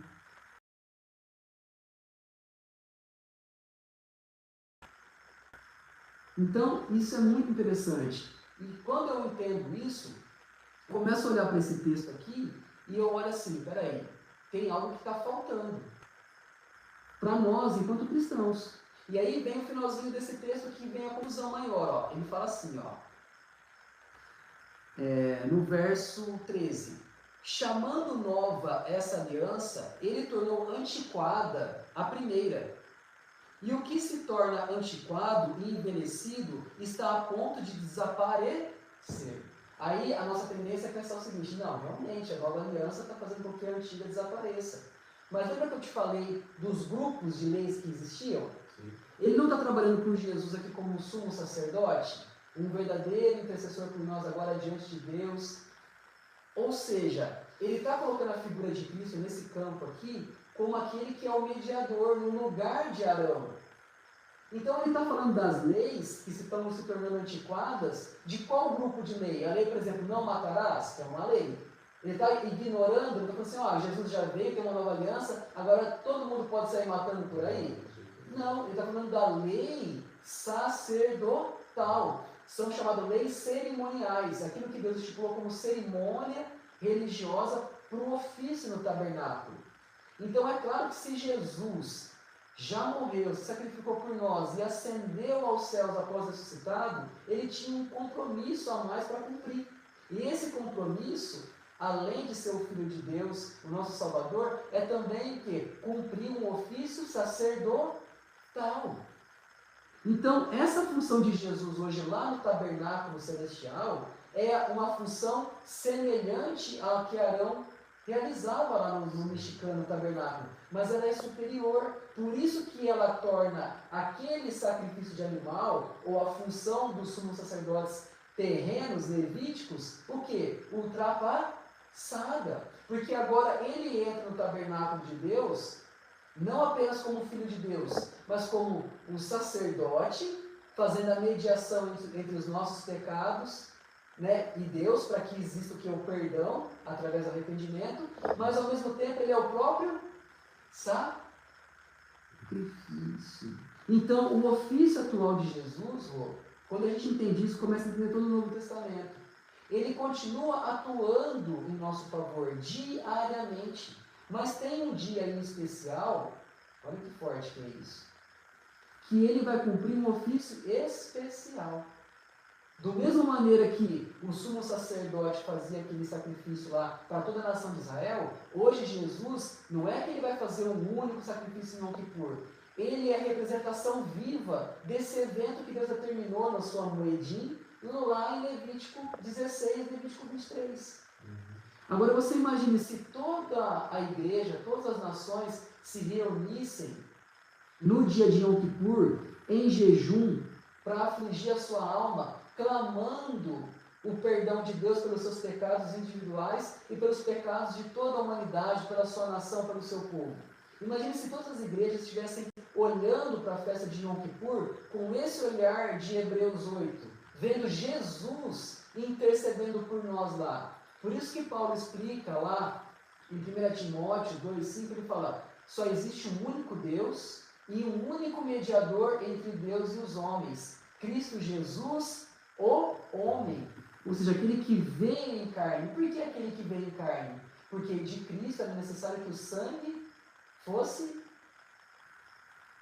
aspergido. Jesus, no princípio, não dá para falar tudo isso aqui agora, não estava em carne ainda, né? Mas era necessário que em carne ele viesse, fosse encarnado, né?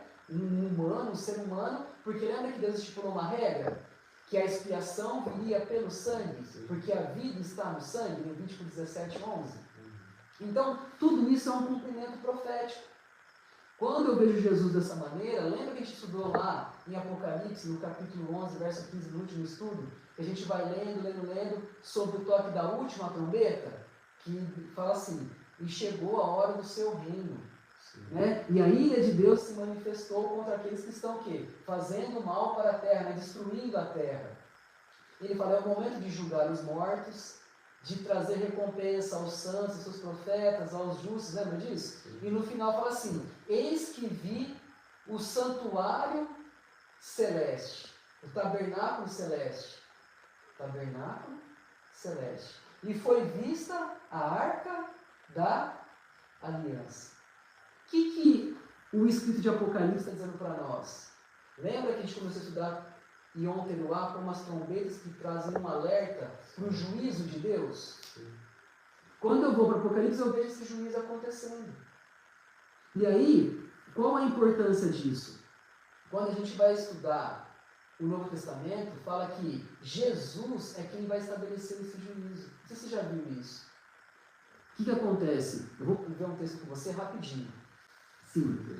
Vamos ver aqui, João 5, rapidinho. João 5.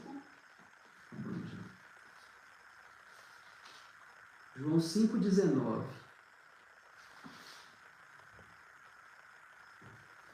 Jesus lhes deu essa resposta. Jesus falando com os judeus: eu digo verdadeiramente que o filho não pode fazer nada de si mesmo. Olha só como isso é forte. Só pode fazer o que vê o Pai fazer. Porque o que o Pai faz, o Filho também faz. Olha só. Pois o Pai ama o Filho e lhe mostra tudo o que faz. Sim, para a admiração de vocês, ele lhe mostrará obras ainda maiores do que estas. Pois da mesma forma que o Pai ressuscita os mortos, ressurreição aqui, e lhes dá vida, o Filho também dá vida a quem ele quer. Além disso, o Pai a ninguém julga, mas confiou todo o julgamento ao Filho, para que todos honrem o Filho como honram o Pai. Aquele que não honra o Filho, também não honra o Pai. Eu asseguro, quem ouve a minha palavra e crê naquele que me enviou tem a vida eterna, e não será condenado, mas já passou da morte para a vida.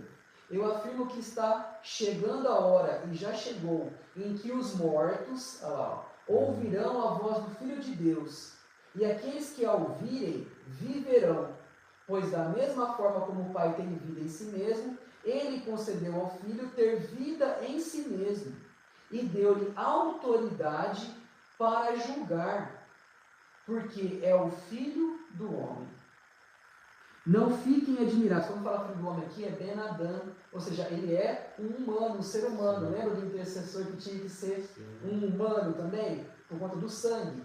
Não fiquem admirados com isto, pois está chegando a hora em que todos que estiverem nos túmulos ouvirão a sua voz e sairão. Os que fizeram o bem ressuscitarão para a vida, e os que fizerem o mal ressuscitarão para serem condenados. Por mim mesmo nada posso fazer, eu julgo apenas conforme ouço, e o meu julgamento é justo, pois não procuro agradar a mim mesmo, mas aquele que me enviou. É muito forte esse texto quando a gente parar para analisar. Por que eu estou fazendo essa conexão com esse juiz ou julgamento? Porque Yom Kippur, além de nos remeter ao sacrifício de Jesus, nos remete a um julgamento. Toda festa ou dia de Yom Kippur está ligado a um dia de julgamento da parte de Deus e de uma absolvição ou de uma condenação. Por isso que Yom Teruah se toca a trombeta até chegar na última trombeta, que ressuscitam os mortos, os vivos que permaneceram terão corpos purificados e subirão nos ares com o Senhor. Isso já indica para nós que houve o quê? Uma seleção, um julgamento. Quando esse momento acontece, já houve um juízo da parte de Deus. Por isso que é Jesus quem julga e separa os bodes das ovelhas, como diz lá em Mateus 25. E ele fala que ele recebeu essa autoridade do Pai. Então, a importância de Yom Kippur reside nisso, Rô. De eu olhar para Jesus como aquele que é o sacrifício perfeito, que já morreu na cruz por todos nós, para expiar os nossos pecados, ser o substituto das nossas culpas, que ele recebeu sobre si todas as nossas transgressões, mas também um justo juiz que voltará para julgar toda a face da terra, desde aqueles que morreram, desde aqueles que permanecerem vivos naquele momento. Então, o Yom Kippur, no dia de hoje, ele tem que ser olhado com esse viés de expiação, a graça de Deus atuante, mas também um Deus que é justo, que vai trazer retribuição, seja para aqueles que morreram na impiedade, no pecado, na ignorância do sacrifício de Jesus, ou na rejeição, na rebeldia, ou também para julgar aqueles que permaneceram fiéis, perseverantes, em tudo aquilo que nós temos para viver ainda. Né? Então, é o seguinte, deu uma volta em várias coisas aqui, e eu não poderia terminar o estudo com vocês aqui para trazer esse alerta para as pessoas. Yom Kippur é um dia de jejum, de afligir a nossa alma, não porque é uma festa judaica que ficou 2000 anos atrás, é para a gente reconhecer as nossas falhas diante de Deus e clamar pelo perdão dele, porque todos nós somos pecadores e precisamos do sacrifício de Jesus operante em nosso favor diariamente, mas em especial nesse dia. Porque essas festas convergem para o entendimento de que algo acontecerá de sagrado, sobrenatural, durante esse período. Nós não sabemos o dia nem a hora, como Jesus falou, somente o Pai. Mas são sinais que Deus deixou para a gente, como tempos determinados, são dicas que Deus deixou. Olha, observem essas coisas, porque um dia ela se cumprirá. É a promessa de Deus. E a promessa é a salvação e a redenção por Cristo Jesus. Como justo juiz, porque ele é rei e reinará logo depois disso, em nome de Jesus. Esse reinado nós vamos estudar na próxima festa de tabernáculo, se Deus permitir. Amém. Se Deus quiser. Glória a Deus. Então assim a gente encerra mais um estudo. Como Ed disse, né? O Yom Kippur é o dia da expiação, o dia do perdão. Tem um testemunho de uma moça que trabalha no hospital e ela pede então no dia de Yom Kippur, em jejum, ali afligindo a sua alma, pede perdão para sua superior. E a superior fica confundida, né? Não era cristã e queria saber o que estava acontecendo. Ela falou assim: não, eu estou na festa de Yom Kippur. E essa mulher, então, ela começa a se interessar por isso, se interessar pelo Evangelho. Ela começa a ter olhos para o Evangelho. Não sei se ela se entregou a Cristo, não sei qual foi a sequência de tudo isso, mas eu sei que isso foi no ano passado, ou 2 anos atrás, não me recordo, que ela fez isso no ambiente de trabalho e trouxe essa reconciliação, e até a sua superior começou a ter olhos voltados ao Evangelho. Então, não é um dia de ficar pedindo coisas para o Senhor, não é um dia de ficar esperando Deus nos entregar uma bênção, mas é um dia de realmente a gente olhar para dentro. A trombeta continua tocando. Sim. O último toque da trombeta acontece em especial no dia de Yom Kippur. Nós vimos o som aquele dia, né? Tequia Gedolá. É o toque contínuo e mais alto que tem. É o toque para a gente poder olhar para dentro e ver quais as moléstias que ainda nos contaminam. E se tiver que pedir perdão, pedir perdão. Se tiver que perdoar, perdoar. Porque a gente quer o perdão de Deus, errou. Mas esquece que primeiro passa por nós o perdão. Seja para receber ou para dar. Nós temos que... Esse é o dia em especial. Não que nós não temos que fazer o ano todo, mas olhar para dentro, né? Pelo menos nesse momento. É um momento especial. Nós vamos estar atuando. Amém. Em nome de Jesus. Amém. Então a gente finaliza aqui.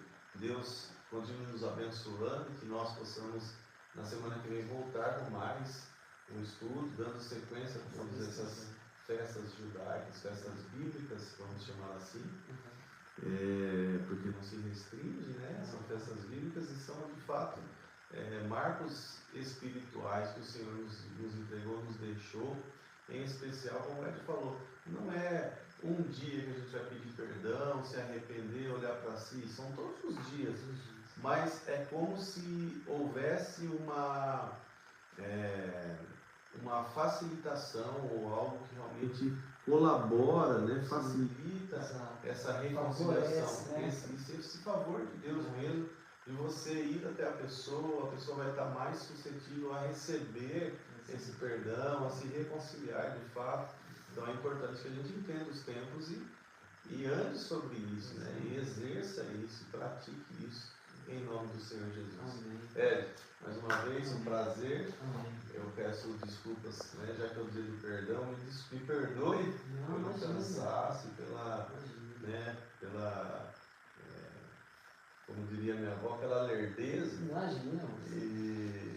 Eu Mas posso, você me falou uma coisa, você já terminou, mas eu posso ler um último verso com você?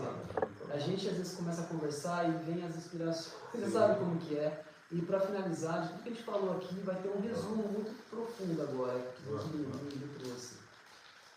Tudo que a gente falou, tudo que foi ministrado aqui, vai resumir nisso aqui que eu vou falar agora. Olha só, Romanos 2.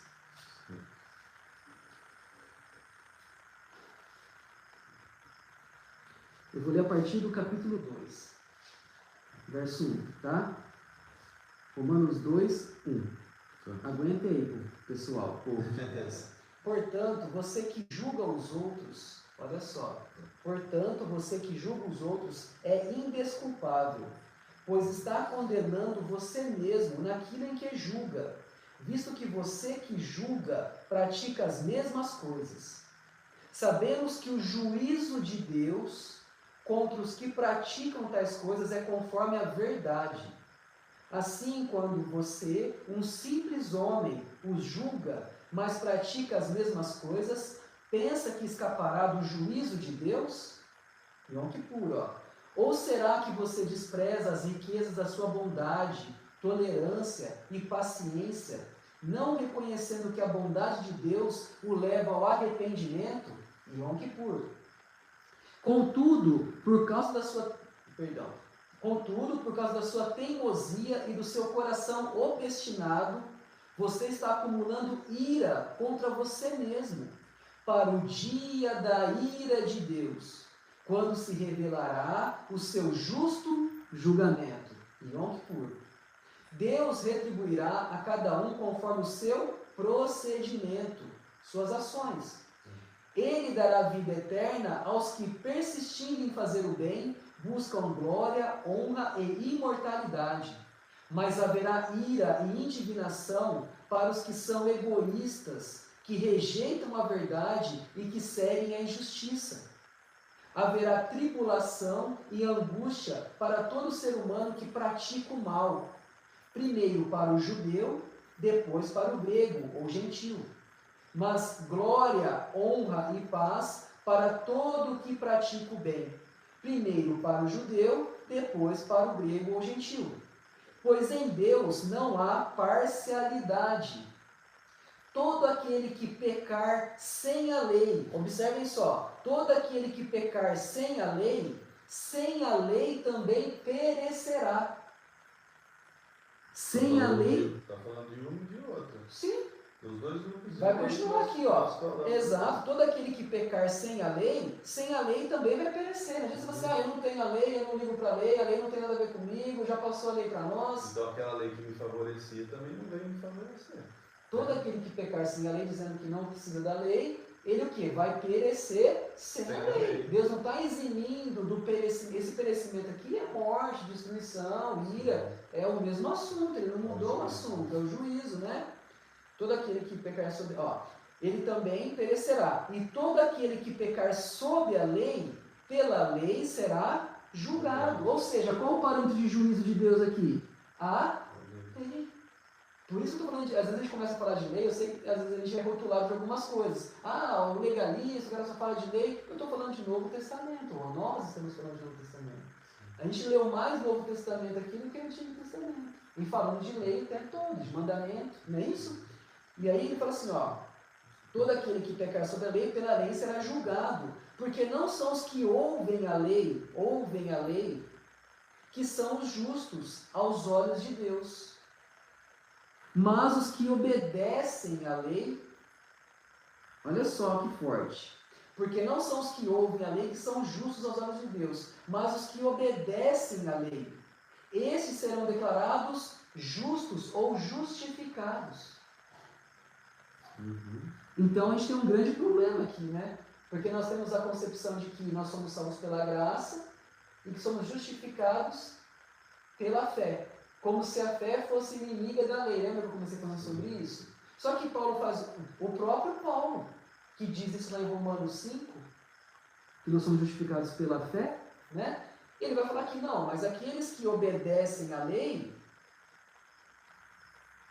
esses serão no futuro declarados justos ou justificados. Por isso que ele fala, agora eu estou entendendo em Romanos 3,31, que a fé não anula a lei, pelo contrário, ela confirma a lei. Se nós cremos em Cristo Jesus, pela fé nós somos movidos ao quê? A praticar as leis, naquilo que é cabível, obviamente, dentro daquilo que o Espírito Santo traz para nós, né? Verso 14, de fato, quando os gentios que não têm a lei, olha só, quando os gentios que não conheciam Deus, não tinham a lei, praticam naturalmente o que ela ordena, naturalmente, tornam-se lei para si mesmos, embora não possuam a lei. Lembra lá dos Colossenses que no começo não sabiam de nada? Mas muita gente pratica a lei e nem crê em Deus, que a gente fala, né? Sim. Porque está dentro, está praticando naturalmente. Então, embora não possuam a lei, tornam-se lei para si mesmos, embora não possuam a lei, pois mostram que as exigências da lei estão gravadas em seu coração. Lembra da nova aliança lá? Deus gravando a lei dele no nosso interior, no nosso coração? Disso dão testemunho também a sua consciência. Olha só, e os pensamentos deles, ora acusando-os ou ora defendendo-os. Porque quem é que acusa e quem é que defende? A mesma lei. Entende? Por isso a importância de eu olhar para a graça nos dias de hoje e entender a relação dela com a lei. Porque é a lei que no dia do juízo pode nos acusar ou nos defender. A solução vem pela graça através de Cristo. Mas antes disso, eu tenho que analisar que um julgamento virá. E o parâmetro de Deus para o juízo é o quê? Tanto para gentil como para judeu, a lei. Deus não seria justo jamais se ele não desse o mesmo parâmetro para ambos, fazendo de todo mundo uma coisa só. Onde Jesus é o ponto central de tudo. Entende? Ele é o ponto central para aqueles que obedecem, porque através de Cristo nós alcançamos a ação do Espírito Santo. Então nós temos a lei de Deus no nosso interior e naturalmente eu as pratico. Naturalmente, como a lei seca que eu falei no início lá do trânsito. Ao mesmo tempo que eu consigo praticar porque ela está dentro de mim, quando eu erro e falho e transgrido a lei, Jesus também é o ponto central, porque ele vem como solução para a minha morte, através das leis sacerdotais, que hoje foram ampliadas na nova aliança, nele como sumo sacerdote, como sacrifício perfeito, que continua diariamente intercedendo por nós. Olha que coisa maravilhosa, ó. Então, no verso 16, isso tudo que a gente falou aqui, ó, isso tudo se verá no dia em que Deus julgar os segredos do homem, mediante, ou seja, por meio, através de Jesus Cristo, conforme eu declaro o meu evangelho. Ou seja, eu estou dando uma notícia, uma boa notícia para vocês. Através de Jesus haverá um julgamento. E essa lei de Deus será o parâmetro, seja para gentil, seja para judeu. Entende? Não são aqueles que ouvem, que serão declarados justos ou justificados, mas aqueles que obedecem e, obviamente, praticam. Eu acho que essa é a mensagem que eu gostaria de deixar no final, para todos, para finalizar. Em nome de Jesus. Amém? Esse é Yom Kippur. Yom Kippur. Tudo isso é Yom Kippur. Amém? Obrigado. Obrigado a você. Desculpa o horário, pessoal. Voltaremos em breve mais um podcast. Que o Senhor os abençoe. Amém. Em nome de Jesus.